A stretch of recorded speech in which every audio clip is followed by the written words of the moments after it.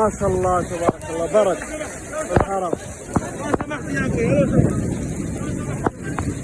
شاء الله.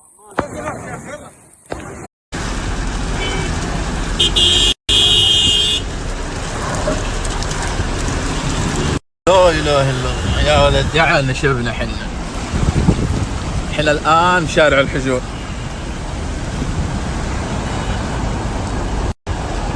والسيارة ما اقدر اطف فيها، السيارات هنا تشوف على بعض.